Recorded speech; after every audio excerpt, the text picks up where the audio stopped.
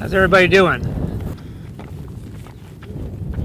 But here you have a horse that's saying, I got a lot of energy, what do you want to do with it? And you want to say, thank you, let's do something with that energy.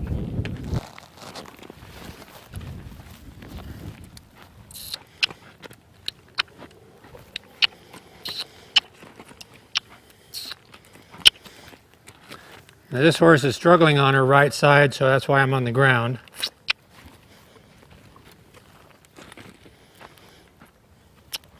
In the beginning of trying to help her through this, my forearm is what keeps her from bending her head.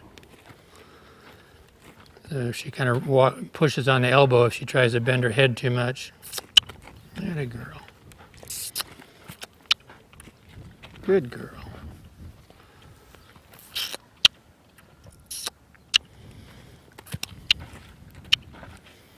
Good girl.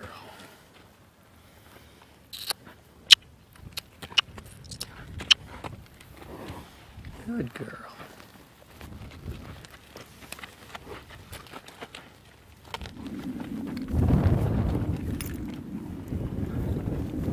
Good girl.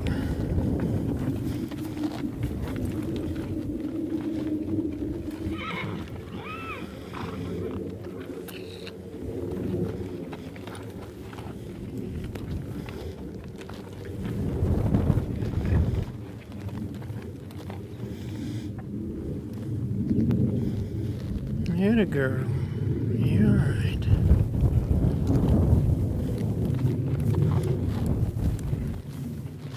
Okay, I'll move around a little bit with her. Okay, on this horse, we've got a kind of an overflow of energy. So we want to see if we can find a way to help that energy just kind of not feel like it needs to go anywhere. This is the backup.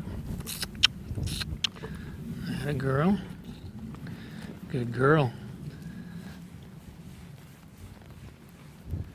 Good girl. Now her right side is a kind of a unused side on this horse. My guess anyway. So this is going to be a little harder for her to find her way into a decision.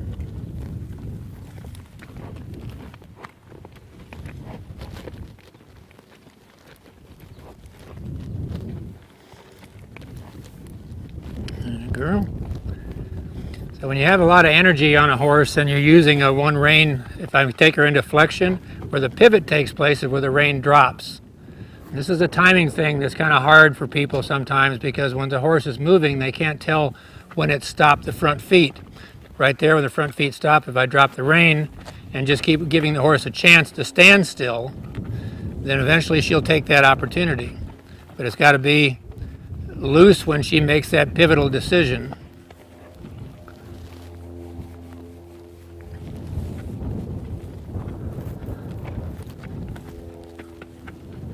Now take her into the pivot. This is not using any leg on this. I want to make a note on that.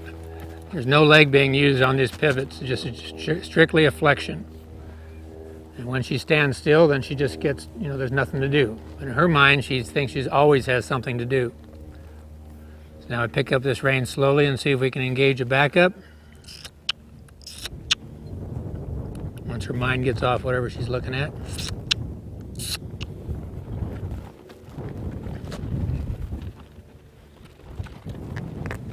That a girl, good girl.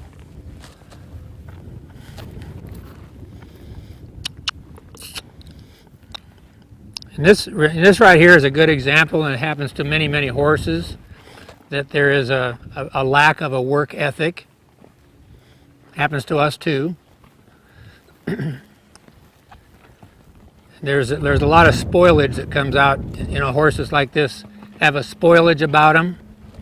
It's not a bad thing necessarily, but it's what offers these kind of issues in their own mind. That a girl. So this is where when you're on an animal like this, you want to look at every bit of energy that comes to you as a gift. But when you have that energy, you have something to work with. If you have a horse that you have to induce energy, that's a whole different thing where you have to make the horse go, because if you don't have energy, you can't teach anything. But here you have a horse that's saying, I got a lot of energy, what do you want to do with it? And you want to say, thank you, let's do something with that energy. And how many of you have had that feeling on your way home once you turn ahead towards the barn? All that energy comes up and all you want to do with a horse is drop his head and walk. And this is where I hear people say, well, I was just totally worn out by the time I got home. My arms and my hands were just worn out from holding that horse back. Well, that's the whole point. If you're holding the horse back, you're not using the energy. Atta girl.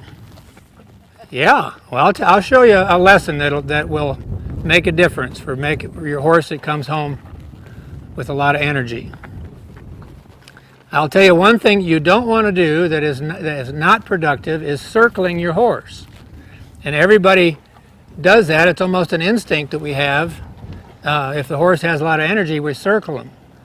But the energy shows up when they're heading for home, right?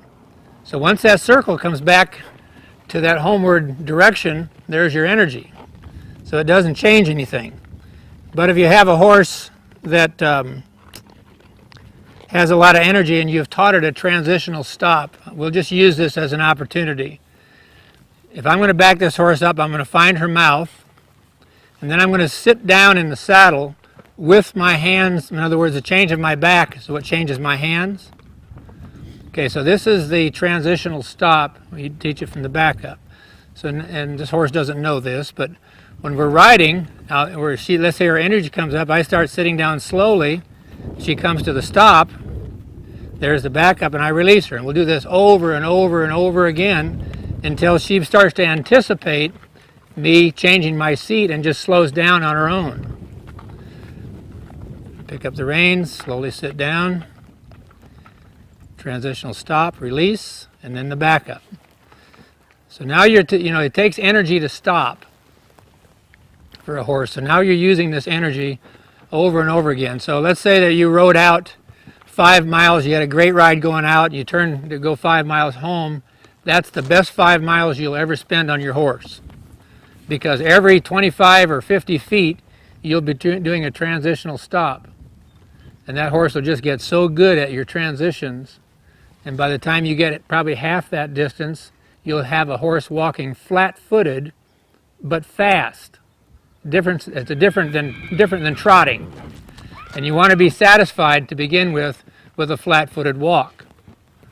And just keep working on it like that. Okay, now we'll take this energy into a pivot, no leg, release, into a pivot, no leg, release, into a pivot, no leg, release.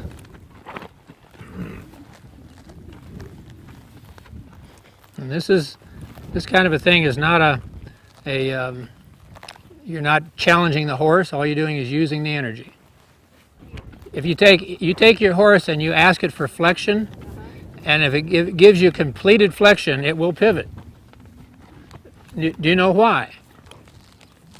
The reason that your horse will pivot out of flexion is because the way the animal is designed, it's built to go straight. And so when you have it in a flexed position, then all it wants to do is get straight, so it pivots to get itself straight.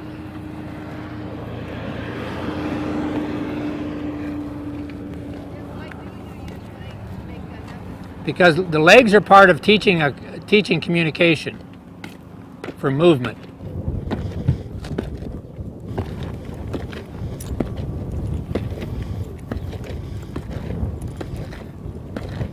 Now when this horse takes to pawing like that, because that's a demonstration of frustration, and if the horse is frustrated, a reprimand will not typically have any effect on the frustration. So just let it get frustrated until it digs a deep enough hole that the rider can get off real easy.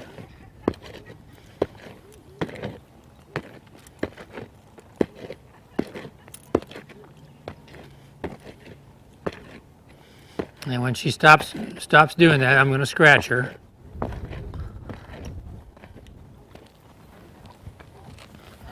Or she's going to lay down, one of the two.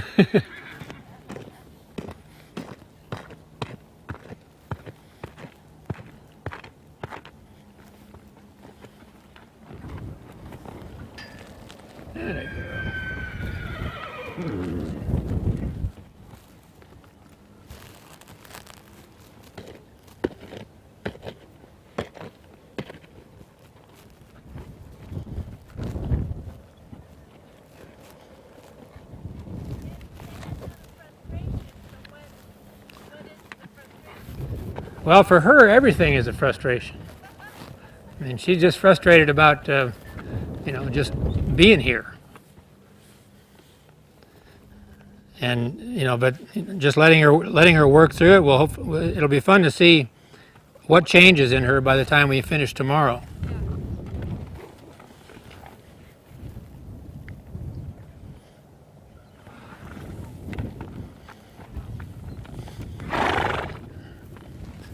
I can feel less anxieties in her.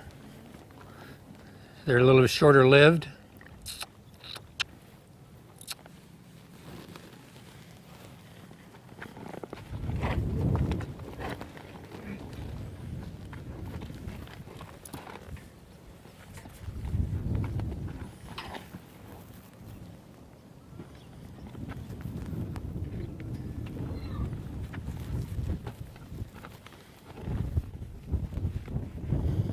Good girl. Good girl.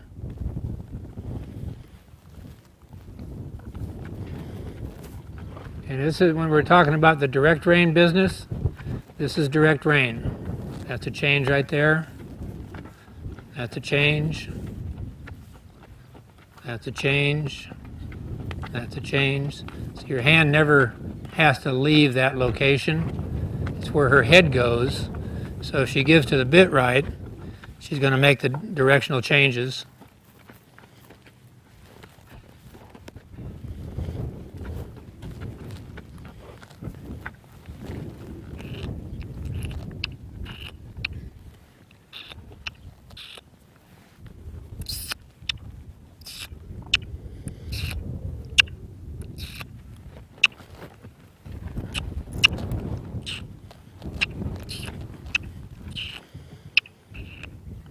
Good girl. Good girl.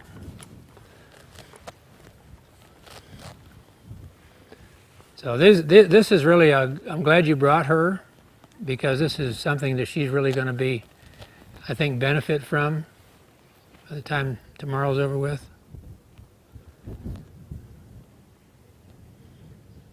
Busy girl.